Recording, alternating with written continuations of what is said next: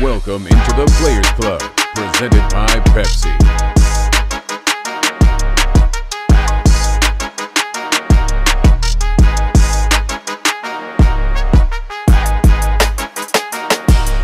The Players Club is presented by Pepsi, the official soft drink of the Washington Commanders. And in part by Johnson Kendall Johnson, the official insurance broker and risk management partner of the Washington Commanders, where our passion is your protection. Now for your hosts, London Fletcher and Santana Moss. Welcome to another edition of the Players Club, fresh off the bye week. London Fletcher, as always. We got Santana Moss, 8 to the 9. Man. And we got fill-in Fred. He's filling in for Sean Springs, a.k.a. Bluefoot. Yeah. Fellas, how'd y'all spend y'all bye week, man? Oh, man. It depends on what age I was.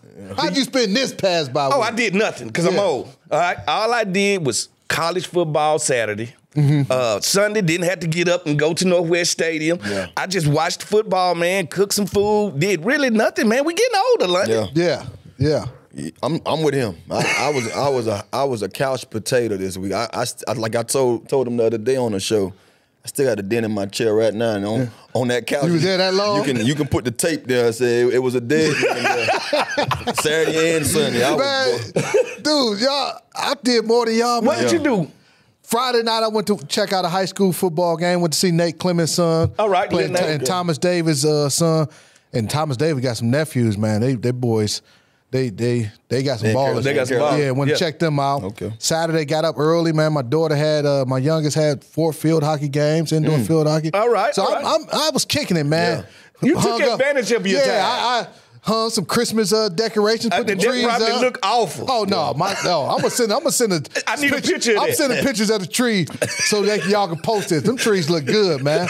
And watched a lot of football. It was some good games. It was. man. I've been saying it was some good football. The Bills game, man, it was unbelievable. I took in some in college football. This playoff system has really. I don't know if it took away from the championship games though, because the SEC championship game didn't feel like it meant as much. Out of ACC championship game, I was like, it's kind of funny. Right, Tanner. Speaking of the college football players, how you feel about Miami not making the playoffs? I was one of those guys. Man, I'm always rooting for my guys, man. But when I saw that 2-game skid in those last 3 games, man, I knew you gotta understand. One thing about us in Miami, we have to be great for them people to appreciate us. You know what I mean? They're not gonna give us nothing. They tired of us being the bad boys of college football. They want that era to not ever exist again. Yeah. So when you see a team like Miami that was having a good run, had the best offense in college football, arguably the best quarterback in college football. When you have all that going for you, and you don't think they'll want to showcase you would think they'll love to see you play in this postseason, this new postseason, seeding or whatever, college seeding. But it just was odd to me for us to have that skid, and then when it came down to saying, okay, we need help, they weren't gonna give us no help. They weren't gonna give us a hand to get in there. So it's one of those situations, man. Damn if you do, damn if you don't. But I'm pretty sure those guys down there feeling the effects. I'm just glad they didn't let John Kerr in. Hey, we made the playoffs. What Mississippi State do this year? Oh no, we rebuilding. Y'all been rebuilding since 1988. In the words of Coach Quinn, we are retooling right now. Retooling. We just signed. Y'all got some money down there? Well, we got some money now. Fred Smoot finna go back and handle this NIL. All right, we ain't finna let old Miss take over the state like that. Boy, I got some jokes that I can't say on this podcast. I cannot say. Hey, because in the SEC, we've been doing NIL for the last 50 years. Exactly. Everybody else is behind. So you came to Washington and took a pay cut. Yeah, I'm paying taxes. When I came here, I'm paying taxes. One paying taxes, D. Ty, this your time. Take it over, man. Take it over. Oh, my God. Dubs of the week. London, put on that chain, baby. Oh, I'm gonna rock this chain. Dubs of the week, fellas. Fred, dubs of the week. Fred, you ain't cool enough to rock this chain. Hey, listen, I don't rock a chain at all, man. You know what? That's more of an LL chain. I can rock the fat chain. I can rock the Dookie chain. Yeah. Well, dubs of the week, we normally talk about, who we going to give a dub from the last win. But this week, we're going to give dubs, and we're going to talk about Pro Bowl voting. Oh, all right. Love it. Pro Bowl voting I like it. officially started. Who's some of the guys you think, man, that has a chance? I mean, this to me, arguably, might be one of the years that our team have at least 4 or 5 guys. Yeah, you know, this is in recent memory as far as guys who legitimately deserve to make the Pro Bowl for our team. Shoot, we're gonna go Jaden. Terry. Easy. Biotish. Biotish should make it. Sam Cosme. Shoot, Luvu. Dante Fowler. Bobby Jeremy Chinn. Dante Fowler, Jeremy Chinn. Shoot, man, that's what, 8 guys? Who else am I missing? Maybe might be missing another. And don't forget, Tress Way always got a chance to make it to the league. But when Pro Bowl, but when it comes to guys, it's all about the wild boars. That's what I call them, the big boys up front. And Southeast Sam Cosme. That's what I call him, Southeast Sam Cosme. Because when I seen him brawling with Big Jeffrey Simmons and Big Sweat, I said I gotta call him Southeast from now on. Southeast Sam Cosme. And Biotish, man, I think them two got a legit chance to be first bid guys up there. And the thing about Jaden is he got some competition when it comes to the quarterback position. And because you know how they like to do it, it's the winningest team's gonna have the most players. He's first in the NFC in the fan vote. But you know the players also get a vote for it, and you know how they do it. They like to kind of vote for the guys that's already been established. But what other NFC quarterback, East quarterback? Jared Goff would be the guy that everybody's talking I'm talking about in the East. He got the East vote. Well, he got the East vote. We're just looking at the NFC in general. As a whole. Jared Goff and Stafford. Hurts, but that's more about Hurts Saquon Barkley, the Eagles offense. Yeah, so it ain't Hurts. You want to look at the winning team to say who's doing it off the winning team. It'll be Goff. I think Baker garnered some votes. Also, nobody wants to talk about that, but he'll garner some votes. But it's some guys out there that can kind of push him down a little bit. Yeah, I think Jaden first and foremost, he deserved to make team. I think he'll make it. B-Rob, we didn't mention B-Rob. I know he's had a couple injuries, but when he plays though, Pro Bowl, he produces. Yeah, most definitely at a high level, scores a lot of touchdowns. The question is, London, can he finish strong to get over 1,000 yards? Yeah. He's right now at like 690. All right, can he finish the season? If he finishes the season strong enough, I think he can. I think he can make it, but I know a lot of people would go back to Detroit. Because you got to realize who's the running back. Saquon. Then you got Speed and Knuckles over there. And then you got Bijan and Atlanta. So it's got Chuba Hubbard. Aaron Jones is playing well. Chuba Hubbard. So it's some guys out there. That running back though closed pretty much for B-Rob. I think that he's having a great year for us. If he would have been healthy enough to play in some of those games that he missed, he'd probably be up there with a lot of those guys. Well, what we need our fans to do though, go out and vote. Vote multiple times. Vote a ton of times for our guys. That's the thing that. It's I don't know that we promote our guys enough. We are doing a better job of promoting our guys. This time around. This year. But continue to promote these guys. Any receivers y'all see that can knock Terry down? Because I think Terry at the top of the NFC right now. Just AJ, and he's not having that kind of. AJ Brown is not having that kind of year. So when I look at that now, a Ross St. Brown. He's a guy that you'll bring in. What you call him? Amon-Ra St. Brown. Was that right or wrong? That's wrong. what his name is? Amon-Ra. I said Amon-Ra. My boy said Amon-Ra. Spray him on my tire, St. Brown. Put you that dude. Amon-Ra St. Brown. Amon-Ra St. Brown. Speaking of Pro Bowl though, man, talking about some of those guys, what are some of the things y'all remember? Whether either you got snubbed or you went to the Pro Bowl. I know plenty of years I was alternates. It's crazy. I think my most fondest memory was the year that I was a shoe-in 2010. But the little incident that happened earlier in 2010 with the doctor from Canada, they didn't vote. I didn't get a vote that year. And I'm sitting there saying to myself, it was crazy because D-Jack was on our team years later. And he was like, Tanner, 2010, you had more yards than me. And I went to the Pro Bowl. I said, bro, I didn't get a vote that year. That's crazy. And so it was just like, it bothered me because the next year was my contract. Well, that was my contract year. And I would have got paid even more. It looks different. And I'm like, it goes to show you how the politics is. Because my agent was even pushing for. He's like, look, man, you still got a Pro Bowl player. And he was like, well, he didn't make it. Like, no, his number's better than all your Pro Bowl guys. So why you can't pay him as a Pro Bowl guy? You know? But that was crazy playing here because we wasn't winning. Yeah. All right? Yeah. And I had Champ on the other side. Then I got Bobby Taylor and Troy Vincent at Philadelphia with them winning. So for my first 3 years, I was an alternate. And that's when they used to fly the alternate out just in case. Just in case. So you was out in Hawaii doing? Yeah, doing nothing. All right? Out there doing nothing. But that was the time when guys would not buy out. Right. Guys weren't buying out then. Guys wanted to opt in, no matter if their team was going to the Super Bowl or not. They was opting in. So just sitting there watching guys and stuff like that. So it's been plenty of times I feel like I was snubbed just because we wasn't winning enough. But I always played opposite of a guy that had the ability to also be a Pro Bowl. Yeah, you played. You won the #1 corner. You was the number 2. I was 1.5. He's a Robin. 1.5. He's a Robin Hood. I was never a Robin. I made 4 Pro Bowls in my career. Definitely felt like I should have made 10 to 12, like legitimate 10 to 12 Pro Bowls. He did play 20 years. Hey, man, it don't matter. But I will say this, obviously I was happy when I got the honor, but it's the ones when you ball out, when you get snubbed, when you're just like, man, what? Yeah. My first year here, 07, man, we balled out on defense. What, top 5 defense? We were number 2.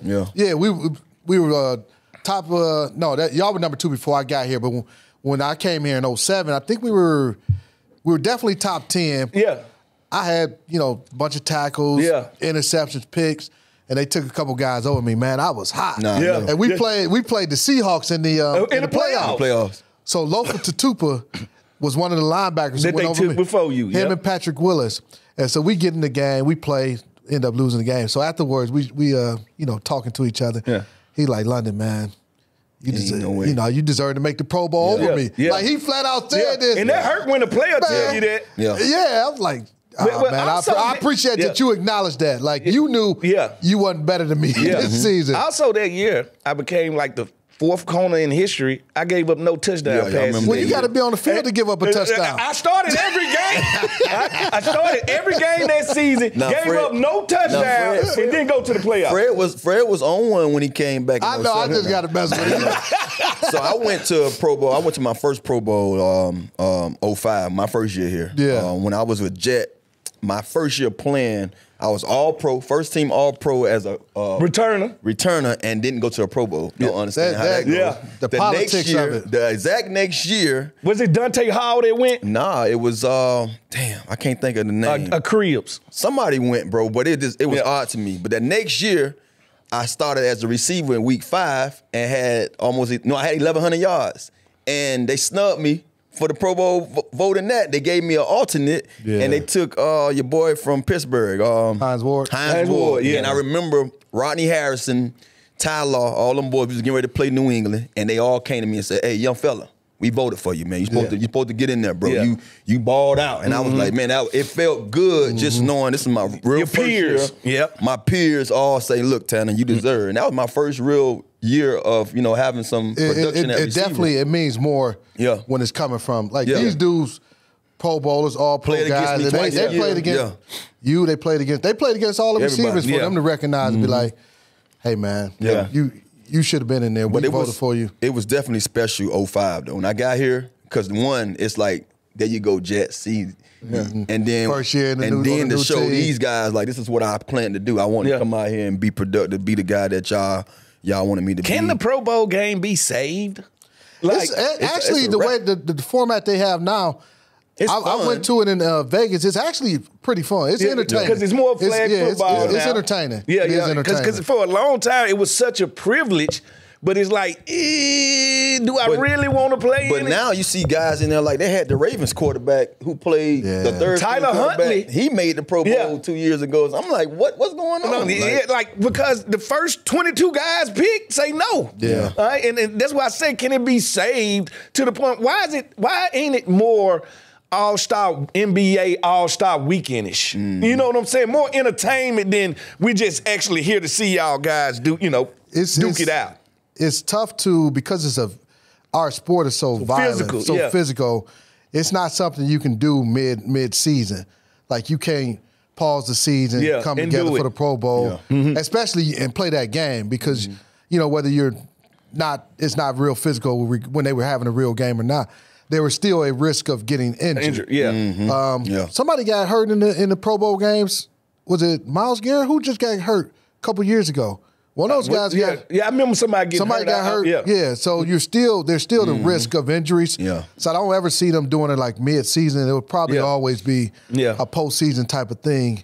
People still watch it though, man. Yeah. I watched it. Yeah, the numbers still are up there, and so they're gonna continue to have it.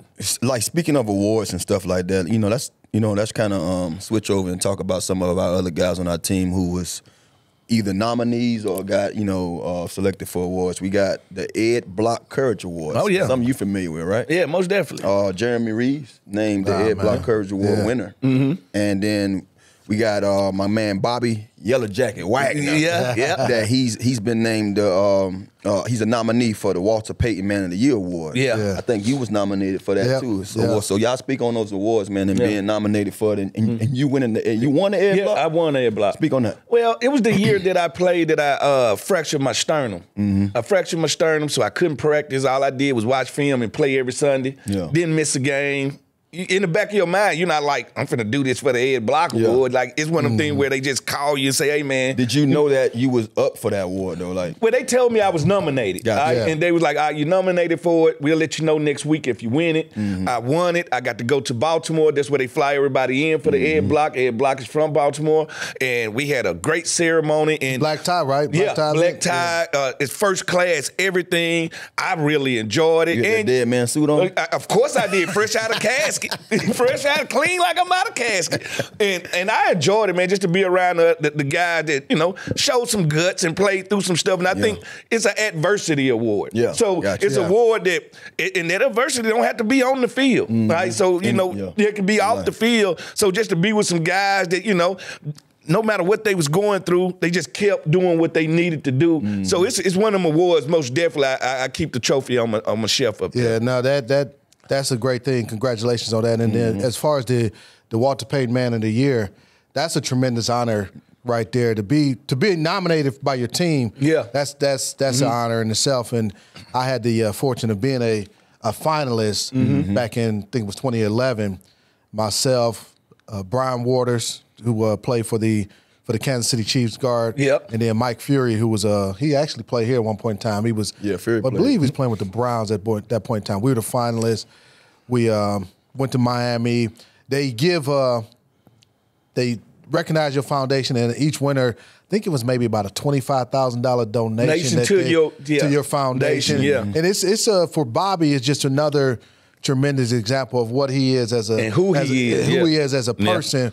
To be nominated, because you recognize and we know what he does and has done on the football field, but when you get recognition for what you do off the field is tremendous in itself. And I want to shout out Roger Goodell. The year I ended up not winning it, Brian Waters won it, but I'll say this: when about a week later, and this is my first time I was ever telling this, a week later, I got a check from Roger Goodell and his wife. A 5-figure check to my foundation. Wow. Yeah, that's unbelievable. Yeah, the stuff they don't talk about with and it's I blame it on, I'd never mentioned this, and I just thought about it like, let me, and he didn't do it for recognition or anything. Yeah. And I was very humbled that he did that for my foundation. I'm sure he's done that multiple times to other guys and their foundations. So shout out to him. Did he feel that you should have won the award, or he? No, I just thought that it was a situation where, so Brian got the $25,000. Yeah. And he probably did it for Mike as well. Like, you know what? All you guys, I enjoy what you guys are doing. Yeah. Keep it up. Yeah. So I think, it wasn't a situation where he was trying to pick. Because it wasn't no, hey, London, I love what you're doing. It was a handwritten note. And the funny thing about the Walter Payton thing is I'm from Mississippi. Walter's from Mississippi. I got to watch him give firsthand. I got to watch him his charity work. I got to be a part of his football camps. You know what I'm saying? That was my first football camps, was Walter Payton football camps in Mississippi. So for that to be named after him and me to see firsthand him give them people in Mississippi, him take care of families, him nurture us young guys in football, and the Payton family, his brother Eddie Payton, a lot of them do tons of stuff that they still do in name of Walter Payton in Mississippi. So we're still benefiting from him in Mississippi as we speak. Oh yeah. All right, cool. All right, man, it's time to set the tone. Set the tone. Set the tone, and we're going to set the tone by taking a look at this week's opponent. It's time to set the tone, brought to you by Johnson Kendall Johnson, the official insurance broker and risk management partner of the Washington Commanders, where our passion is your protection. The New Orleans Saints going down to the Bayou, the Big Easy. Yeah. Big Easy. Fred, not you. They're leaving me. All right, man, we about you. looking at this Saints, their offense, average 341 yards per game, 212 yards passing, 128 yards rushing. They're dealing with a quarterback situation. Derek Carr, he's week to week, has a fractured left hand and also a concussion. Dang. So don't know if he's going to play. It can either be Jake Haener or the rookie Spencer Rattler. Yeah. Tanner, what who you anticipate us seeing at the quarterback for the Saints? It looked like Jake. I mean, I think they had him first on the list this week, as far as for practices and stuff like that. And then just to see him get in the game last week kind of gave me that, that I guess you could say the green light. That he's going to be the guy that they want to, rely on going into the game next week. One of the things we were just talking about this earlier this week. One of the things about playing against the backup, man, and now you have to make adjustments on, what to look out for. So I'm pretty sure this week it's going to be these guys are going to be diving into film, just watching what he brings to the game. Right. But when you have a guy like Alvin Kamara in the backfield, man, that they're going to try to find a way to get this guy the ball. The game ain't going to be on Jake's arm. It's going to be on that dude's legs. And so Kamara, that's to me, what are we going to do mindset-wise in the run game and the passing game? Because he can catch the ball at the backfield as well, too. It's probably going to be one of his shows where he's going to get the ball 25 times a half. I think we're going to actually see both.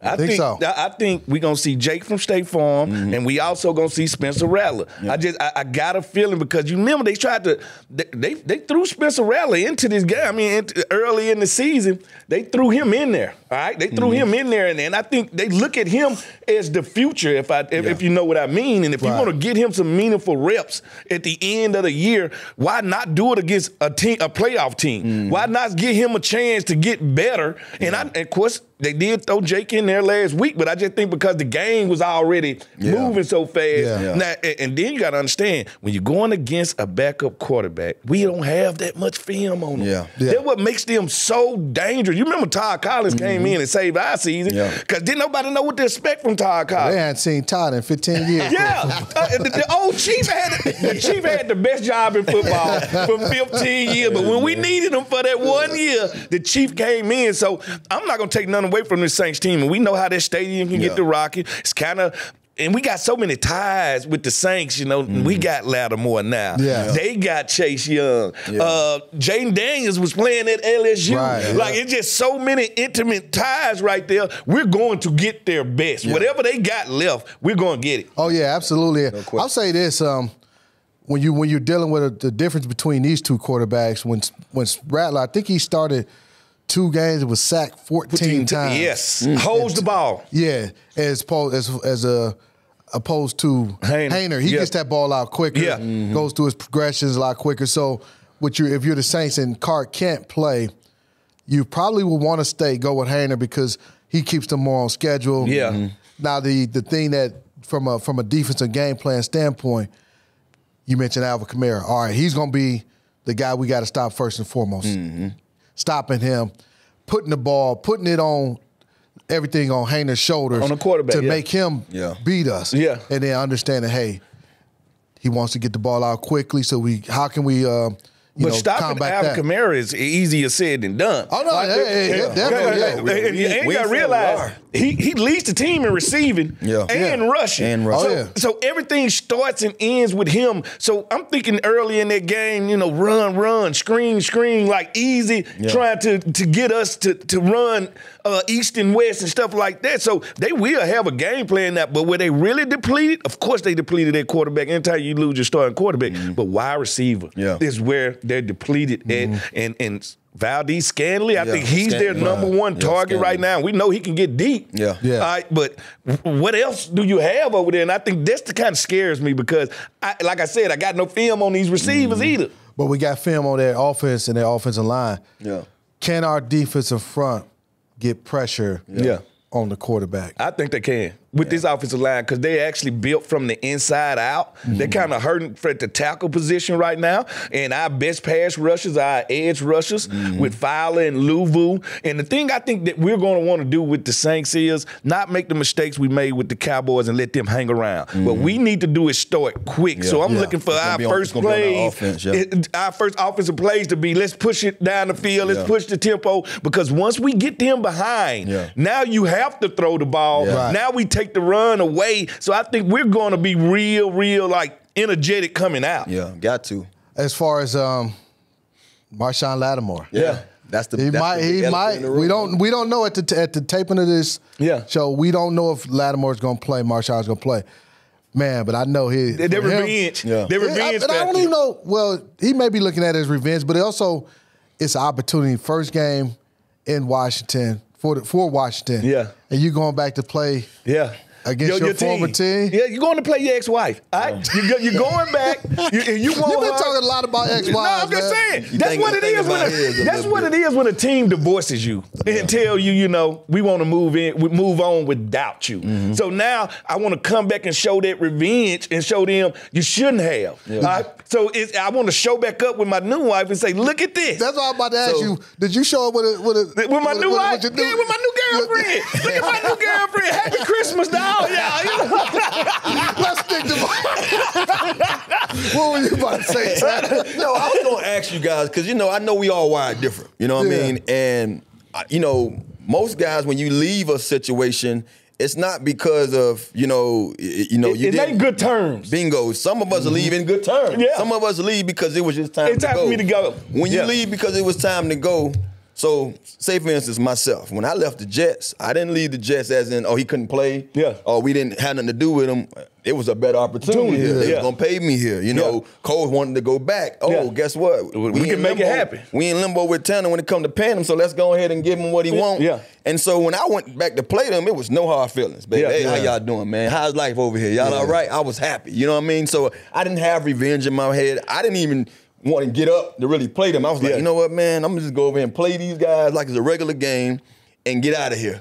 With you guys, you defensive guys. I've been saying with us, your mindset different. You're a lot better than me, Tanner, because I had revenge. But I'm saying, I didn't leave in those. I didn't leave. Listen, it wasn't no that. Hey. I'm going to tell you like this.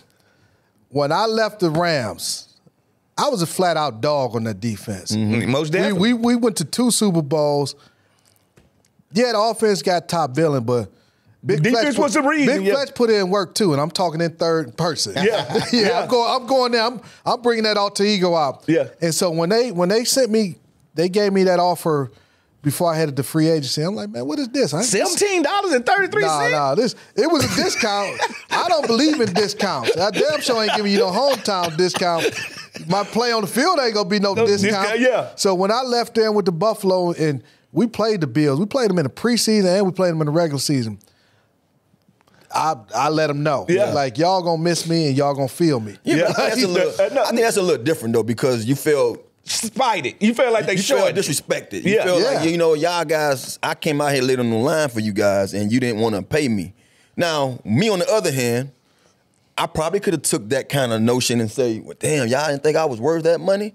But to be honest with you, I never wanted to go to New York. You see what I'm saying? So it was like I didn't want to be here nowhere. Smoot, when you played the Vikings, did you play Washington when you was in Minnesota? We came back here. You remember? We run all through No. You remember we beat y'all that day. I wasn't there. When I came back and played here, I was not spiteful. Yeah. Because I was still got paid. Yeah, I got paid, but I also still loved this place. Yeah. Mm-hmm. So when I came back as a Viking, yes, I wanted to win, and yes, we did win. Yeah. But my revenge game is when I went back to the Vikings as a Washington football player. Yeah. When we went back and had to beat them to go to the playoffs that year. Yeah, So yeah. I felt that was 07, right? That It was 07. 07. Yeah. And we started that game off, third play. I'm walking down the sideline 60 yards, you know what I'm saying, with that tater in my hand laughing. So, so I felt good to hear that crowd, that Minnesota crowd. I know I heard some schmoots in there, but I heard some boos, and I loved it, just marinated. Oh, I know you loved it. You were smiling ear to ear. Ear to ear. So, yeah, it is something about that. So I'm sure Marshawn Lattimore, because you know how you want to, like, kind of force yourself. I got to play. I don't care if my finger broke. I don't care what's going on. I want to play this game. And then if I'm him, I'm just going to get y'all the mind of a DB right here. Yeah. If I'm him, I'm like, man, they ain't got no receivers. Mm-hmm. I'm finna go out here and work these guys. Yeah. Like, I'm going to go out here and I'm finna work these guys in New Orleans. Yeah. Now, I can see if it was here. In New Orleans, where this kid just left from. Yeah. And let's be honest, they didn't leave on the best, relationship. Right. So, yeah, he wants revenge. Yeah, no doubt. And y'all talked about, when we talked about backup quarterback, think about this. When he was a Saint, the backup quarterbacks were the scout team quarterbacks. So he know everything about it. He knows their tendencies, know their strengths. He knows everything about it. And I'm wondering, because you know how coaches do, especially when they get us from another team, I'm sure they picking his brain about everything that's going on with the New Orleans Saints, good, bad, and ugly. Another guy on this on this defense playing outstanding, Jeremy Chinn, is actually going to be on the show later on today. Fred, what do you expect to see from Jeremy? He knows the NFC South well, knows the Saints. What do you expect from him? Just knowing that relationship, knowing them people, knowing how they carry on, understanding that he's played in that environment 100 times. He understands who that nation gonna show up no matter what. And I think with him and Latimer and them guys, like you said, playing in that division, being there for a long time, I think it just helps him feel at home. Yeah. Like I'm sure all his away games that's been with the South, he's like, I've been doing this all the time, and that's when we get to share some secrets. This guy does this guy don't like this. So I think it's going to help the defensive backfield most definitely. I think it didn't help them all year when it came to this division. Let's look at the Saints defense. We got our old friend Chase Young, who actually had a really good game. I'm going to say he had 11 pressures in that last game. Yeah, he was out there. He was on one. But look at the Saints defense. They're 30th in total yards per game, 28th against the pass, giving up 128 yards of rushing. Mm-hmm. Our run game, going back 2 weeks ago, which was 2 weeks ago against the Tennessee Titans, ran for 260, That's what we are. Over 260 I yards. can tell people this. We are a sexy version of old Georgia Tech football. Like, nobody want to say it. When we at our best, we are running for 200-plus yards a game, and they're soft in the middle of that defense. Mm-hmm. So we're going to have to attack the middle of that defense. I love the Honey Badger, but if you're ever going to attack him, when he's down in that box, you run at him with a B-Rob. Here, I want to introduce you to somebody, Honey Badger. So I think at the end of the day, to start that game off, it got to be with the run game. I understand they kind of soft at corner because we subtracted one of their corners. But I think it's all about their run game. And the big D tackle, BC. I know I said that right. You done butchered a couple names, I know but I have. you got that one. He can play. He blocked that extra point. I mean, that field goal last week. He can play. So they got guys at every level. They got Demario Davis at linebacker. He been doing it. He reminds me. His career reminds me a lot of yours. Really good football he's been player. playing up here, but he never gets the respect that I think he deserved. And of course, they got the Honey Badger on the third level, so they got players. Yeah, they definitely got players, and I think also one of the things that you mentioned is what I mentioned on Command Center with what makes us special and what I want to see from Jaden going forward, especially this week, is Jaden being a lethal weapon with his legs. You know what I mean? Because I think that would slow things down for him as a quarterback. When you're able to dictate and have the defense guessing on what you're going to do as the quarterback, knowing that he can break one or two, you know what I mean, with his legs, you allow them to play in your hands. Yeah, it changes how we call the defense. It changes how you guys call things, but it's also allow him to settle down and now know that, you know what, I don't have to sit back here be forced to throw the ball. If they're going to sit back and drop back in coverage, I can take off a couple of times. And he did that well early in the season. I want to see him get back to that. I saw a little bit of that in Tennessee, when we played against Tennessee. So I think going forward, especially against these Saints, on the fast surface, I want to see him use them legs to get these guys to be sent back there. We talked about the emotional revenge. Chase Young gonna feel like it's a revenge game. Yeah, absolutely. He can't help but feel that way. I would feel the same way if I was him. But sticking with Jaden, and also, Tanner, you the perfect person to ask about this. The connection him and Terry have had. It's for a rookie and these guys being together for their first year to be able to put up these type of numbers, have this type of chemistry together. What do you think has been the key? Communication. Communication. I think I'm laughing and thinking about what Fred said. The other day we was talking. Fred said, "Tanner, you ain't had no damn what you call it, none of your quarterbacks. Relationship. He had no relationship. He had no relationship. Tanner just used to walk out there, man. Get me the ball. If you throw it to me, you do. If you don't, he was so damn right. I was like, man, bro, I used to come to work and leave. Ain't no relationship. I will say this though. The one person that I think I tried to get more in tune with was Robert. When Robert was young, I was at that state in my career where I felt like, damn, I got a little more say-so than I go out here and use. So I'm going to go ahead and start talking to him. And so me and Robert would come out to practice, and think about it, I'm coming in as a slot guy now. So my reps are, slim. So I would go out to practice and do everything that I did in practice with him just so he can get familiar with me, how I'm breaking, how I'm doing. So when I'm watching these guys on tape and watching them live in games, you can see Terry very vocal on the sideline. You can see Terry, he's even said it in some of his interviews. I told coaches that this guy playing me this way, give me this ball. Right. That Cincinnati game was all about him saying, hey, move me to the right side. Then he went out there and gave him a stutter. So communication is key, and I think you can tell that these guys they're starting off on the right foot because of Terry being the guy he is, being the leader that he is, and just being, sound in what they do. It's one thing about communicating to a guy and saying that, hey, I need this or I see this, but you can tell the reps are showing up too. And I think he earned Jaden's trust. All right, because that's what I think you had to do as a wide receiver when a quarterback, you done got so much trust that I can throw to you blindly. That ball in the goal line in Baltimore, that's a trust route. The one in the back of the end zone in Baltimore, I need to trust you route. Cincinnati, I'm finna take this league. I'm just throwing this ball up. I have to trust you. So I think it's the trust thing. And then one thing Terry can do, contested catches is what he does. He leads the NFL in contested catches since what? Since he got in the league. He's leading them. I wish I had the stat right, but he's had maybe about 20 more contested catches than anybody in that league. And if you really want to earn my trust, that play against Dallas, come down. When he Jerry Riced everybody, I like, tell him. The one thing about Jerry was nobody catching him from the back. We really don't know how fast you are, Jerry, but nobody can. When I seen him mow that grass, I said, I ain't no Terry on the lawn, sir. John Deere. That boy out there on that John Deere like that. Boy, hey, he hit that gear. Man, I'm like, that's special right there. You know what? It's a good segue for Drive Time, presented by Eastern Automotive Group.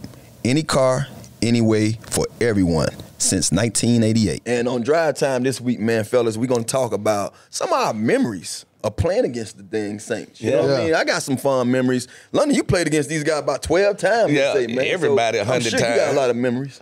Yeah. He said everybody 100 times. Hey, did I ball out against them? I think I did. When I was in St. Louis, they were in our division. We played them twice a year. All right. It was. They used to be in the NFC West back then, and we used to have some battles against them. But I love, especially going into New Orleans, because that environment, crazy environment. Their fans get into it. They get lathered up. They're gonna start early. They get to pregame and tailgating and getting ready. But it's a great environment. The one that stands out the most to me, well, I got two, because I picked off Brooks twice. I got Brooks too, old man Brooks. I got him twice, though. I got him twice too. Well, you're not the only one. You're not the only one. I got him twice in the same game. No, not twice in the same game for me.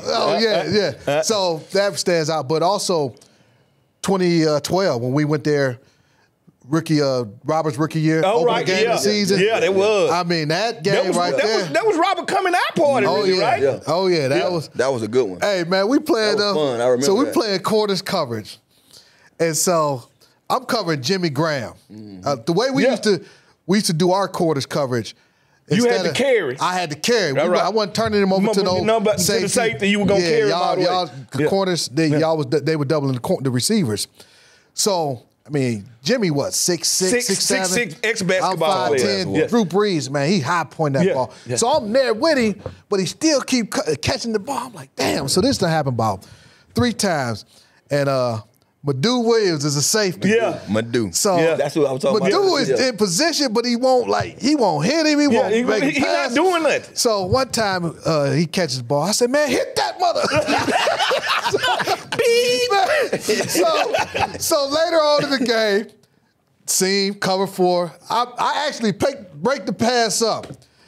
But dude, I hit him two seconds late. Yeah. 15-yard penalty. Oh, my God. London, were you in the game that we played Drew Brees at FedEx Field, and Kareem, the safety, intercepts the ball, starts to run the ball, the receiver knocks the ball out. He didn't knock it out. He took it and ran the ball the other way. Yeah. So that was the craziest play. Then I remember playing when Brooks was there, when they had Joe Horn, and they had Ricky Williams. Yeah. And I remember going into that stadium. That was the first time I got to play the Saints, and they were still rocking them bags over their heads at the time. They were the Ainks at the time, but they had a high-powered offense. They could throw the ball around, and that's when I got a pick checking Joe Horn. I was like, "You ain't pulling out no cell phones on me, baby." And plus, I had the thing going with the Saints because all of my Mississippi guys that I grew up playing with, all of them got drafted by the Saints. Wow. Deuce McAllister playing for the Saints. Grady Jackson playing for the Saints. So it was like 8 Mississippi dudes over there with Joe Horn and them. Wow. So before the game, they used to talk trash to me. You sell out? You sell out? You supposed to be over here with us, with the rest of the Mississippi boys. I like, nah, I like it in D.C. Yeah, one of my fondest memories of them was Zorn first year. I had a game win against them at home in FedEx. It was 08. The sun was out that day. It was a nice day, man. Who was their quarterback? Was Brees their quarterback? Brees. Brees. Brees was the quarterback. And I remember it was a post call, and I remember Zorn calling and changing the play on the sideline. We came over there. And that's one of the things I loved about Coach Zorn. Yeah. Here I am in I forgot what year that was. That's probably my year 8. Yeah. But I just had that marvelous season in 05, and then we changed the offense in 06 and 07. And then 08, Zorn come on this thing and say, Tanner, I care less what we do. I got to get you the ball. Players over players. And that's how he was, man. And I'm mad that we didn't win with Zorn. We didn't nurture it enough. We got off on a good foot with 6-2. I think we were 6-2 at one point. We started out 6-2. But I remember that game. We came to the sideline, and Zorn say, Tanner, what route you want? And I'm like, really? I said, give me a post. Yeah. He said, post it is. Boy, I went out there, I say, hey, that was my route, post or post corner. Yeah. Them my 2 routes. So I forgot the young man, and it's crazy because the Saints went to the Super Bowl, I believe, that year. Oh, was it 08? Nah, they went. No, it was 09. They went to 09. They the same corner was the guy that won. I remember him when I watched the Super Bowl. When Greg went over there, I remember he caught the pick on Reggie or something like that and scored in the Super Bowl. But I remember he was young then. He was a rookie, I believe. And I forgot his name. He was 22. I know exactly what you're talking about. I remember. I see him right now. You know everybody, man. You don't forget. We can picture him. So I remember I got in the huddle and I say, Jason, throw that. I don't care what happened. Because Jason, one of them cats. He'll hesitate. He'll hold on to it. And I said, Jason, no matter what happened, just throw it. Yeah. I'm going to beat him. Yeah. Man, I went and gave, how I gave him a little stem and I had like I was finna go around him on the fade and put that foot in the ground and went high. And, as you on the field running the route, you don't see what's going on in the backfield. But when I got home, after I scored and stuff, and I went home and watched the game, Jason, normally, he got pressure. He reset and then threw it. Yeah. And that was the first time you seen him do that. I ever seen him do that. Yeah. And it was because I told him, don't matter what happened, just throw that damn ball. Yeah. And so that was kind of like talking about having communication or talking about having that trust. That was when we broke that barrier. Because I think I played with him in 06 and 07 and my rocky seasons with him. Yeah. But that was the start of, and I had 1,000 yards in 08. That year, that particular year, I'm talking about with that particular play. So, but and then I had another game with them, man, in New Orleans. I remember that stood out in 09. I scored a touchdown up there. I was going against one of my childhood, my cousin childhood friend, Mike McKenzie. Yeah, I remember Mike. I grew up watching Mike. Mike was a good football player. Great football player. Yeah, great he played for the man. Packers most of the time. To this day, Mike would hit me up, man, and holler at me, man. He's one of those guys. But I remember, when you have a thing back at home, it's something about Miami. Yeah. Any guy that grew up in our inner cities, whether you went to Carroll City like I did, or New Orleans, they was one of our rivals, our local rivals. Mike went to New Orleans. So guys would hit me up during the week like, hey, Chiefs against Vikings, you better, because New Orleans was the Vikings and Carroll City was the Chiefs. Yeah. And he's like, you better not let them outdo us. And I'm like, who I got? And I look, I said, oh, it's Mike McKenzie. Yeah. And I remember we got out there, he's like, what up, Tanner? You know how Mike is. What up, Tanner? And he got so much energy. I made sure, I said, I got to get in this paint against Mike. I don't get in this paint against Mike, they're going to get on me at home. So, some home cooking. Yeah, man. But it was always good going against them Saints, man. I got a lot of good memories of wins, too. So I'm hoping our guys go out there and do just that. Hey, so I'm looking at these stats that we had against the Saints. And I'm assuming these are correct. Fred, you said you had how many picks against the Saints? 2. I only see you with 1. Where is it? A pair of lips will tell a lie. You had one interception. 1 pick and 8 tackles. Oh, no, 8 PD. 8 PD. This is wrong. This is what I want to tell the people in the background. All right? Because it might, all right, because I was a Viking. My fault. Oh, okay. No, what you mean a Viking? I was a Viking when I got one of those picks. No. This is just you against the Saints. Period. Don't be trying to fact check me. Don't be trying to fact check me. It doesn't matter whether you was a Viking, a Redskin, a Wolverine. It doesn't matter. Now that I see your 12 games against the Saints, and you only had 1.5 tackles? No, that's sacks. I mean, sacks and 63 tackles, so if I divide that... Them solo tackles. Well, I done seen you jump on the pile, London. I done seen you jump on the pile. 3 TFLs, 2 picks. 12 games? You just loving it, 2 right? picks, 4 PDBUs. So you averaging almost 8 tackles a game against them? That ain't that good. Them solos. That ain't that good on fearless leader. I had 2 picks. Hey. You had 1. Well, that's what they say. A pair of lips will tell a lie. Maybe that pick came in the preseason. Check this out. When we was getting ready for this show, I knew it was going to be like this. I knew it was going to be a bunch of laughs. But check this out, fellas. Check this out. Hey, that boy need to be a lawyer. Back, we'll be sitting down with our safety, Jeremy Chinn.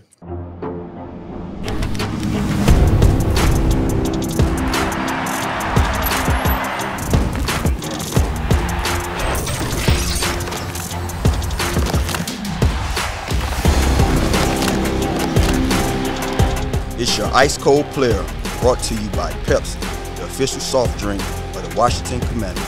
Welcome back to the Players Club. As promised, we got Jeremy Chinn. Jeremy, we appreciate you joining us, man. Yeah, for sure, man. Appreciate you having me on. All right, man. First year in the burgundy and gold. Yeah. How has it been for you? What are your thoughts on your first year here in Washington? Yeah, man, it's been cool. I mean, really everything that I expected, plus some. Just being in the city, being around this fan base, man, it's a lot of passion around here.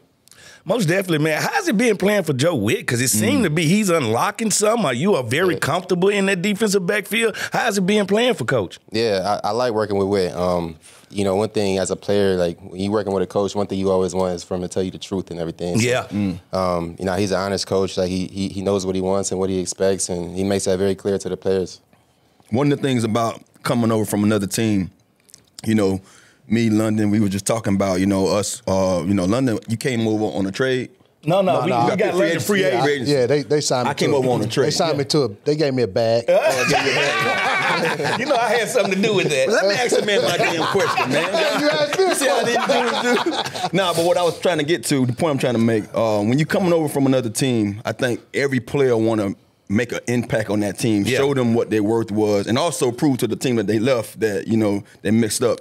What was your thought process coming here, and when it was time for you to go out on the field, do you feel that you prove whatever was going on in your mind, right about, you coming over here and everything? Yeah, I mean, like you said, when you come from a different squad and you're in somewhere new, like you want to show that like I've been a good player. Yeah. I was a good player. Last year in the situation I was in, it was just certain circumstances don't go as planned all the time. But I think everything works out for a reason, how it's supposed to. But Yeah, I mean, I definitely came here with a chip on my shoulder, and I still have it. It's not going nowhere.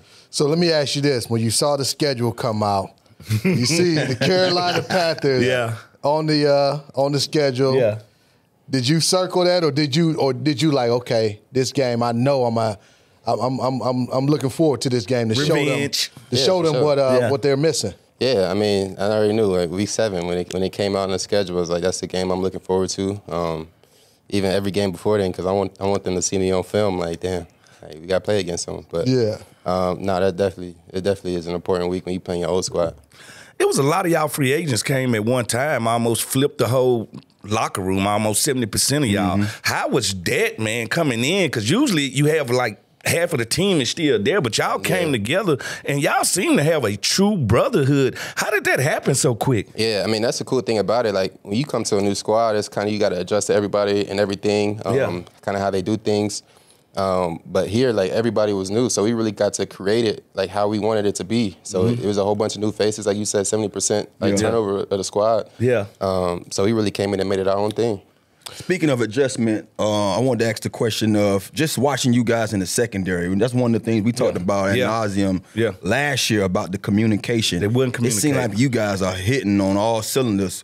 What has been that? How's that process been like? And what is this going to be going forward? Having a new guy in now, having my man from I mean, just knowing what he brings to the table. Like, how's that transition going to work for you guys? Yeah, I mean, when it comes to communication and being on the same page, like, you can't shy away of just taking the time to do that. So, I mean, whether it be extra time in the mornings or, like, being super intentional in walkthroughs and just being loud, like, even in meeting rooms, like, making the calls. So, like, you get used to hearing that on the field. Because, like, you heard it in meetings. You hear it at 8 a.m. on a Wednesday. So, coming on Sunday, like, you're used to that. Okay.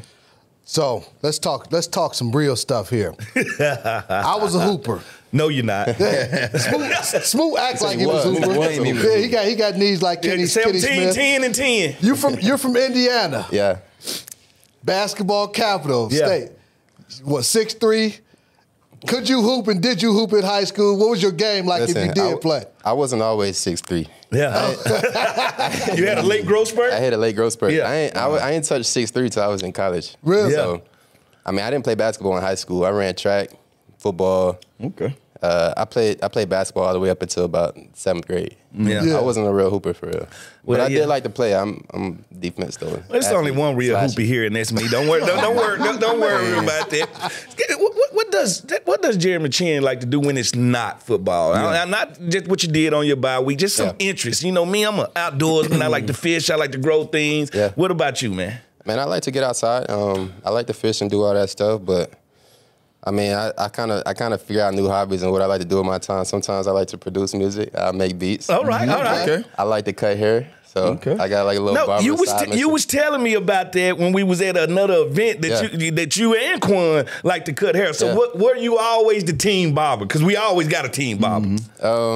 In college, I was a little bit of that. Yeah. Yeah. I cut some teammates' hair. What are some of the things you do up here in D.C.? I mean, one of the things that we learned fast that he got ate up by DC. Being a guy that came here, he enjoyed the nightlife.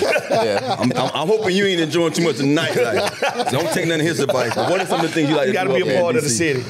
Man, I like to eat. So, like, anytime I can find a new restaurant or whatever, me and my girl will go eat at some. It's a lot of history, so museums, seeing the monuments and all that stuff. So, I mean, it's so historic. Like, it's my first time really being out in D.C., so, like, just coming here, there's so much history. It's always something to do. No doubt. You said you like to produce beats. Yeah. Kendrick Lamar and Drake. Yeah. Where are you at on that? What side you was on? Yeah, what side? Yeah. How you feel about that? I can't say I picked a side, but Kendrick definitely won the battle that they had, for sure.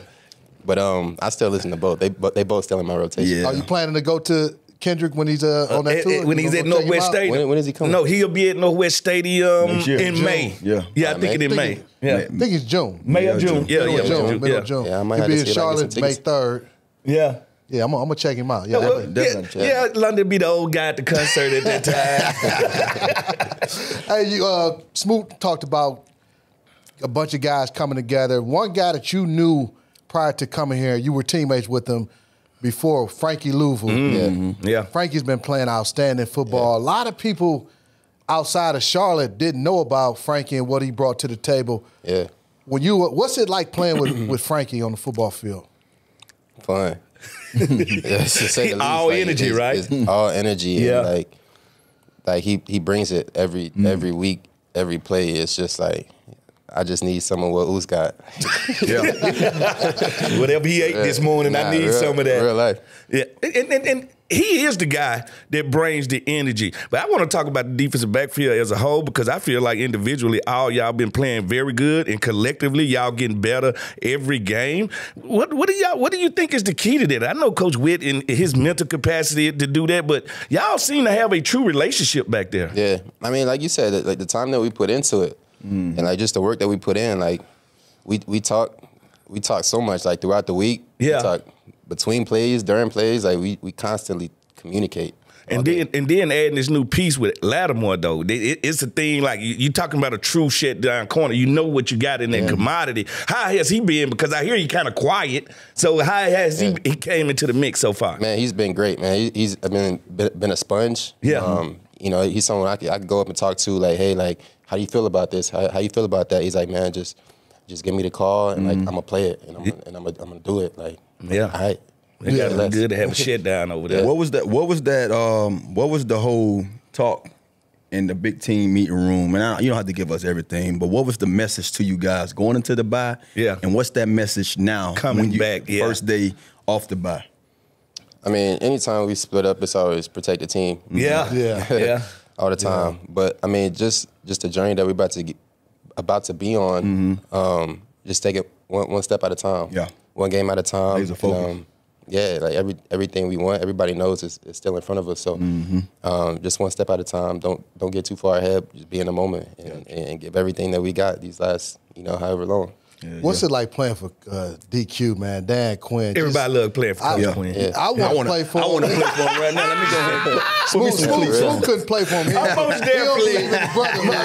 was an only child. What's it like playing for DQ? Man, he's just a real dude, man. I don't even know how else to explain it. But, I mean, everybody's behind him. Just the way he talks, like, it's genuine, it's real. Like, the way he can get, like, guys motivated to just go out and just buy into everything that we've built here so far. He's a real dude. I love playing for him. By the way, Drake won. Yeah, boy, please. You was just like light-skinned dudes, man. Drake won, man. Jeremy, man, with all our guests that come on the show, we asked them to sign this football for us, man. We appreciate you coming on the show. Definitely appreciate if you. Wouldn't mind autographing. That'll do it for the Players Club, man. We appreciate y'all joining us. We're going to keep this debate going. Yeah.